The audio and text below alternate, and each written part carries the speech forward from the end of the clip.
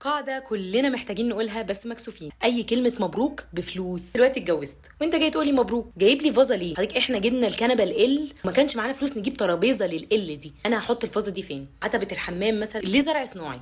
بجد دي مش حديقة الأزهر، ليه زرع صناعي؟ أنا بقيت حامل، ليه مبروك عبارة عن 6 ليف 9 بانيوهات؟ احنا لسه ما جبناش الولد عشان نقول عليه انه عفن. 5 شيالات من بتاعه البيبيهات اللي هم بيبقوا نايمين فيها عباره عن شنطه بس انت ماسكهم عامل كده. عمري ما فهمتها، انا بحس ان انا ماسكه اكل تيك اواي مش جايبه بيبي. انا ببقى معايا 5 ليه بقى؟ هاخده هو اللي في الحضانه يعني؟ الله، الشنطه بقى اللي فيها ايه؟ قصافه ما بتتشافش بالعين المجرده وكذا مشت. حضرتك انا عيالي بيتولدوا قرع لحد سن 2 وفي 2 انا هعزم حضرتك نكتف معايا البنت عشان تقتنع انها بنوته ومحتاجه تحط كتوه. اما بقى لو حضرتك جاي تبارك لي للخلفه الثانيه غالبا هتديني فلوس، هتاخد الخلفه الاولى اصلا حضانه داخليه عند حضرتك لحد ما نستوعب الصدمه الثانيه اللي جت. والله ما حضرتك تحس ان دي شحاته، بس صدقني حضرتك بتبقى جايب 9 دسة شرابات صغيره عليهم ميكي ماوس وجاي تقولي انا حبيت اعمل الواجب. العيال مش طايقه رجليها، مش طايقه الشراب والجزمه، احنا جايبينهم بس حاطينهم منظر يعني. هم اساسا نفسهم يشيلوا صوابع رجليهم. واجب ماني، واجب ماني.